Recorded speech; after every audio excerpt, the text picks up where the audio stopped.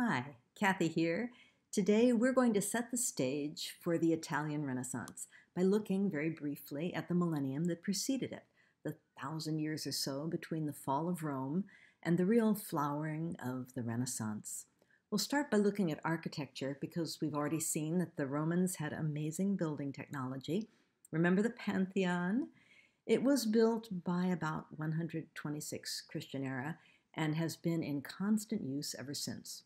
The Pantheon was there when Christianity went from being a persecuted thought crime to being the state religion. It was there when the Roman Empire split in two and when the Western Roman Empire was falling apart, losing Britannia, Hispania, and Gaul. And when the last Roman emperor to reign in Italy was deposed, the Pantheon was still standing. That was 476 CE. I mention that date just because I'd like you to try to imagine that. The Pantheon was 350 years old when Rome fell. Imagine you're one of those so-called barbarians standing in Rome looking at a building that's 350 years old. In the United States, we can look back at some colonial buildings that are that old from the 1670s, but we don't have to wonder how on earth they were built. Looking at the Pantheon must have been like looking at an artifact from a technologically advanced alien culture. The invaders' cultures had not even developed the technology of the Roman arch, let alone that required to create a spherical dome. We'll be looking at a lot of architecture, especially today. So let's think about some of these basics. If you were a builder long before the age of power tools and cranes, stone or brick might seem like a great material. They're strong, heavy, and yet they can be cut or made into chunks small enough that people can handle them. If you can afford stone or brick, masonry, it's the obvious way to build a wall. But what do you do when you want an opening in the wall for a window or a door? You could span the opening with a lintel, something longer than your normal small bricks or stones, but a stone lintel is heavy and hard to handle, and the wider the span, the more weight pushing down on that lintel, so the heavier it has to be. Wood is much lighter, but not as strong, so it really limits the weight of stone that you can put above it. And if you're building for the ages, you'd like to stick with more durable materials, right? Here's the first way that humans solved that problem: the corbelled arch. Corbelling means simply to overlap the units of stone or brick until the opening is spanned. Corbelled arches were used from prehistoric times up to the time of the Romans and are still in use. I took these photos of corbelling as used by masons in Seattle quite recently. Corbelling can be combined with a lintel, as you see on the right. You see a wooden lintel there underneath the top span of bricks. And this allows your arch to span a wider space, but of course it reintroduces the problems mentioned earlier. The weight above the arch presses down on that weak lintel, limiting how high you can build. The Romans' innovation was to use wedge-shaped stones to create a much stronger span. The Roman arch isn't just stronger than the corbelled arch, though. It's more beautiful. It's elegant, creating a smooth curve, and in classic use, a perfect section of a circle, that lovely geometric figure. Start looking for it, and you'll see the Roman arch everywhere. It's strong as can be. Witness all the Roman architecture that has survived to this day, like this 4th century aqueduct built to supply Constantinople. It's so beautiful. It's very hard to improve visually on a perfect semicircle. The design of the Roman arch is there for all to see, and the geometry of the stones themselves, so it was only a matter of time and resources before others began to use it. As Western Europe began to stabilize and power and resources began to accumulate, largely under the Roman Catholic Church, the strong and beautiful Roman arch would begin to be used again in the construction of large buildings, generally churches and monasteries. This took some time. Another 400 years went by before the small warlord states that Rome had disintegrated into began to consolidate into anything bigger. Charlemagne an 8th century Frankish leader, strengthened his family's kingdom in northern Europe and extended it by conquering what is now northern Italy, Charlemagne was a bit obsessed with Rome. He put the phrase Renovatio Imperii Romani, renewal of the Roman Empire, on his official seal, and he took Rome as his model for law and learning as well as art and architecture. Charlemagne had himself declared the first Holy Roman Emperor by Pope Leo III, head of the Roman Catholic Church, in a first kind of uneasy show of political independence of the state from the church, or at least interdependence. Since the fall of Rome up to the time of Charlemagne, no strong political leader had emerged in Europe who could challenge the power of the Catholic Church, and even Charlemagne, who was deeply religious himself, saw his project as a renewal of Christian Rome. The chapel of his Aachen palace, for example, the Palatine chapel, uses Roman arches repeated at several different scales to create a feeling of massive stability and pure geometric form. Some historians call Charlemagne's reign the Carolingian Renaissance. Charlemagne's Renaissance was still 600 years before the Italian Renaissance that we're going to be studying, but thinking of it as perhaps a mini Renaissance does give a feeling for the magnetic attraction Rome held over the imaginations of Europeans throughout the medieval period.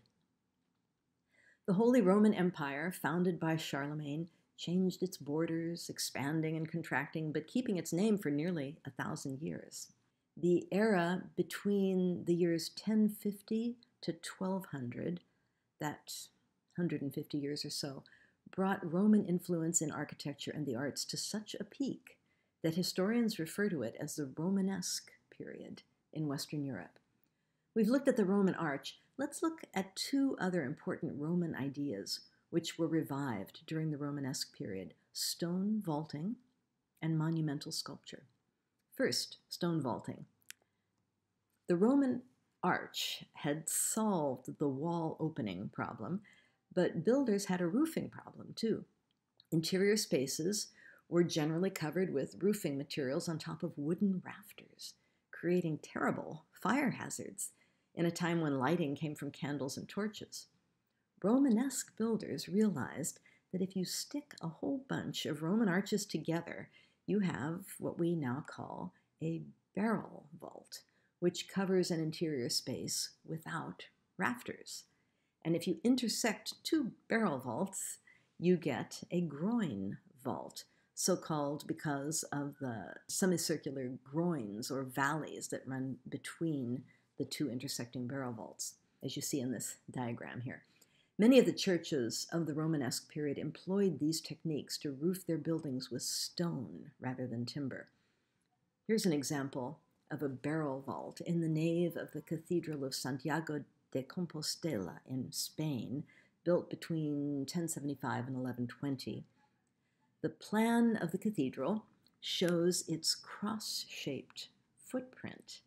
This reflects the builder's desire to increase the volume of the interior by intersecting another barrel vault with the first, thus creating a groin vault and, conveniently, producing the shape of the Christian cross symbol.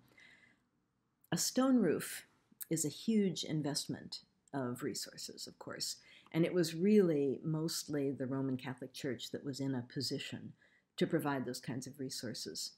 The Holy Roman Empire, still the one secular political entity that had enough power to rival the Church, retained its interdependence on the Church and thus built chapels, cathedrals, and monasteries too. I mentioned that there were two Roman ideas revived during the Romanesque period. The second was didactic or teaching sculpture, often monumental in scale. Imperial Rome used sculpture to glorify the emperors and tell the stories, the histories of the state. Romanesque builders revived that use of sculpture, but with a difference: to glorify the God and the saints of the Catholic Church, and to tell the stories of the Bible. This met a practical need, since most people were illiterate at that time and could learn the Church's foundational stories only through the spoken word. Sculpture which illustrated the stories and embodied the saints were helpful in teaching and disseminating the religion's knowledge and traditions. Romanesque didactic sculptures were generally on or above a main cathedral entrance or portal, like these relief sculptures on the door of the Romanesque Cathedral of Hildesheim in Germany, cast in bronze in 1015 CE.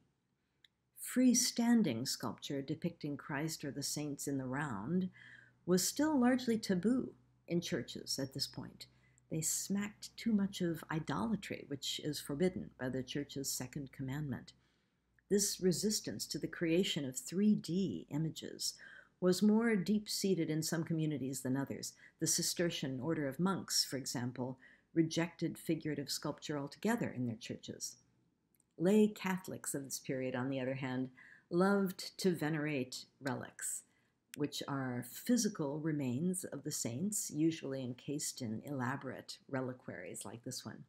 Devotional statuettes and small crucifixes were popular as well, so there was a healthy market for this sort of very, very elaborate casket or often even sculptures that encased relics or purported relics of the saints. At about this point in time, there was an important Romanesque basilica named Saint Denis that had fallen into disrepair even as it attracted increasing number of pilgrims, thanks to the relics it contained of a martyred bishop, Saint Denis. A young monk named Suger dreamed of enlarging and embellishing it to the glory of God and Saint Denis. When he became abbot in 1122 CE, he got his chance. He had never trained as an architect, but he hired masons and artists from all over Europe to help design the church he envisioned. Abbot Suger believed in art as a spiritual aid and expression of worship, and he was an innovator. His use of pointed arches and rib vaults improved upon circular Roman arches and barrel vaults by channeling weight downwards, requiring less buttressing or support from the surrounding walls. The pointed arches could be made taller and tended to appear even taller yet because of the way they led the eye upward. Best of all, the need for less supporting wall allowed room for stained glass windows. Both the stained glass and the slender new pointed arches became the hallmarks of a new type of architecture, which we now call Gothic. Abbot Suger wrote 3 treatises about his work on Saint Denis, and his innovations rapidly spread through France and then further through Europe. The Cathedral of Notre in Chartres, also rebuilt after a devastating fire in 1194, took advantage of the more easily braced Gothic arch to construct walls with so many voids that the interior gives a feeling of soaring height. Key to this approach is the use of flying buttresses, and you see them at the lower right here on the outside of the building. These are supports on the exterior which add strength and at the same time continue the visual theme of upward springing voids ornamented with intricate framing. Within this intricate framing, glorious stained glass appears. Stained glass was quite well-established technology by that time. It had been used by the Romans and Egyptians, and some Romanesque stained glass also survives, but the Gothic embrace of the arts as a method of teaching and worship brought stained glass to its highest expression. Chartres has almost all its original stained glass. I hope you get to go there sometime. When you stand inside the cathedral, you can really see what it meant to the builders and architects to be able to use those flying buttresses and just plan from the start on filling the walls with stained glass. I'm going to show you the opposite side of this wall. And you see the circular windows there and the lancet windows underneath them, each of them with a flying buttress in between to give the wall the support that it needs while keeping the wall very thin and light and pierced full of voids that can be filled with glass. These builders used light not just to illuminate the space, because it's actually fairly dark inside, but to transform the cathedral from a material building into a spiritual space where the colored light could illuminate the souls of the faithful with the teachings of their religion. This rose window and its lancets are one of the most spectacular examples, I think. They present worshippers with the genealogy of Christ, a popular medieval motif called the Tree of Jesse, because the Bible prophesied that the Messiah, Christ, would be a descendant of the great King David, whose father was the patriarch Jesse. The Virgin Mary and Christ child, I'm going to show you with my cursor here, appear in the center of the rose. This is called a rose window for obvious reasons. The 4 doves above her, right here, symbolize the Holy Spirit, and 8 angels complete that inner circle. The next circle presents biblical kings, among them David and his son Solomon, and the lancet or sword-shaped windows underneath here identify 4 of Christ's ancestors at much larger scale and in more detail, surrounding a central portrait of the Virgin Mary as a baby herself in the arms of Saint Anne. The delicate stone tracery that surrounds this genealogical tree of Jesse has held it all in place for 800 years. Testimony to Gothic engineering. Show you another tree of Jesse here. This time a literal tree is depicted. This appears in a lancet window in the west facade. And you can see the body of Jesse lying down here at the base and the white tree twining up, depicting various ancestors of Christ all the way up to the top where you see the large figure of Christ himself. So you really see the windows, in this case, illustrating and teaching histories and concepts from the Bible that would have been inaccessible to most lay Catholics at that time because they could not read it.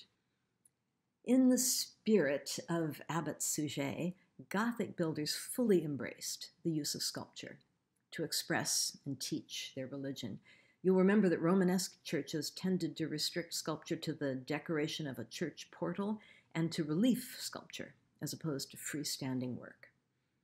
The large figurative sculptures, which are on the portals of Chartres, feel quite independent of the architecture behind them and are just about as close to sculpture in the round as you can get, I think, with sculpture that is actually a part of a building. Another example would be Reims Cathedral, another cathedral dedicated to Our Lady, another Notre Dame. It was constructed in the 13th century and features very prominent flying buttresses. I think this is a really fine example of the use of those flying buttresses, and you can see the stained glass windows that are afforded by the use of those buttresses in between them there. We're going to look at some sculptures on its west portal, and here you see some very fine examples of Gothic sculpture. This is an Annunciation. On the left, you see the angel Gabriel announcing to Mary that she will become the mother of Christ. And on the right, the Visitation, you see Mary visiting Saint Anne to give her the news. I think the fact that the sculptures almost really do seem to be conversing with each other, especially the look on Angel Gabriel's face. He seems to be full of his good news. Makes them feel much more lifelike and self-confident in their three-dimensionality, and much more in the spirit of Abbot Suger teaching the precepts of the church. Gothic architecture spread from France throughout Europe over the next 3 centuries. In England, even as the Renaissance was taking hold in central Italy, the Gothic style flourished and became even more detailed and complex. The style expressed in England's Gloucester Cathedral is called Perpendicular Gothic, and the groined vaults that had allowed Abbot Suger to build lighter and higher were, by the early 1500s in England, elaborated into fan vaults. And you see a nice example up here. This ribbing is more decorative than structural, but it's very decorative. The cloisters of Gloucester Cathedral, with their amazing fan vaulting, were used as a location for the Harry Potter movies, so they may feel a little bit familiar to some of you. It's important to see that the Gothic period of art history, like any other, represents collective attitudes and themes rather than a distinct period of time. Most historians would say it started with Abbot Suger, but it certainly hadn't ended everywhere when the Renaissance began to supersede it. Gothic revival architecture can be seen in America today, for example, in Suzzallo Library and other buildings on the UW campus in what's known as the collegiate Gothic style. Gothic architecture, self-consciously an expression of Catholic faith, would lose its vigor as the Protestant Reformation swept through Europe and as a heady combination of religion, wealth, and politics fueled the art expressions of the Renaissance, which we're about to study. But before we move on to the beginnings of the Renaissance, let's widen our geographic look just a little bit and look in particular at the part religion played in art being created in other parts of the world. Angkor Wat, for example. This was built in Cambodia in the first half of the 12th century, just as Abbot Suger was working on Saint Denis. And it may remind you just a bit of Gothic architecture with its delicate stone carving, very, very elaborate stone carving. It was built by Hindu worshippers, the god Vishnu, but with the frankly political motive of deifying the king by associating him with Vishnu. China actually had the most technologically advanced culture of the 12th century. Two dynasties coexisted in separate regions at that period, the Song dynasty and the smaller Liao dynasty. The Song dynasty produced the magnetic compass, movable type, paper money, gunpowder. The Liao dynasty built the Foguang-Si Pagoda, the tallest wooden structure on Earth at the time, and it still stands today, over 900 years later, a wooden structure. Quite remarkable. It has survived 7 major earthquakes. In fact, we know about the invention of movable type because of Song scrolls that were found in this very pagoda, dating back to 1003 CE, more than 400 years before Gutenberg reinvented, I don't want to say invented, movable type printing in Europe. The Foguang-Si Pagoda is the centerpiece of a Buddhist temple complex. As in Europe, much resource-intensive architecture in China was devoted to religious purposes. However, China, much more than Europe, had a long tradition of more secular landscape portraiture and narrative painting. Fan Kuan, who painted this amazing piece, which I wish I could give you a better reproduction of it, Travelers Among Mountains and Streams, painted during the Northern Song period about the early 11th century. And at that time, landscape painted from observation was something you just would not see in Western Europe. We'll look more closely at Chinese and Japanese landscape painting and printmaking soon when we examine the development of spatial illusion in painting. In Mesoamerica, the Maya culture had produced a writing system, sophisticated mathematics, a calendar, and astronomy by the 11th century.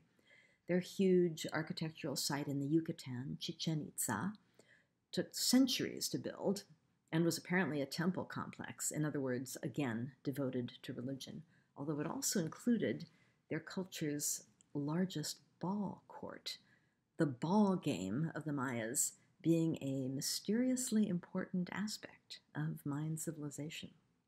The distinctive look of much Islamic art, despite its extremely varied development in the wide regions that were under Islamic influence during the medieval period, owes much to religion, though in a very different way from Gothic. Islam's strong tradition against figurative representation, not just in sculpture, as we saw in the Romanesque period in Western Europe, but even in painting, caused a real focus on abstract, sometimes extremely mathematically complex patterns. These were used not only in mosques, as in this detail photo of the Dome of the Rock, which is Islam's most ancient holy site, but also in secular architecture and the decorative arts. Some branches of Islam did not forbid figuration. For example, the Persian culture produced intensely detailed miniature paintings that celebrated not only the lives of rulers and legendary figures, but everyday people and occurrences. These paintings in books or albums were meant to be shown only to those the owner wished to see them, so could sidestep any resistance to figurative imagery. This Persian miniature from the 15th century shows the interior of a bathhouse with people using it. And this early Persian miniature shows a scene from Iranian history. A clever vizier secures a tribute from India for his king by figuring out the rules of the game of chess as an Indian player demonstrates the game. Western European paintings of the 11th and 12th centuries tended to be artifacts of religion, pages from prayer books or illuminated manuscripts of the Bible. This Book of Hours, the Hours of Jeanne d'Evreux, Queen of France, provides prayers to aid devotion at specific hours of the day, though tiny illustrations of Paris street scenes and characters are scattered throughout the book in the margins for the entertainment of the Queen. It's this intense focus on religion, art as worship, art as a way of transmitting the precepts of the faith, art as an aid to devotion, that really does characterize the Gothic period in Western Europe.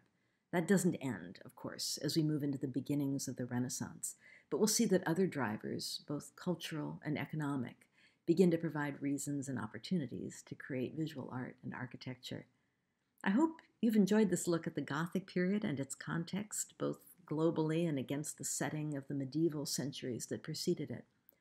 And I think it will help you appreciate the changes that we'll begin to explore next week as we look at the Proto-Renaissance.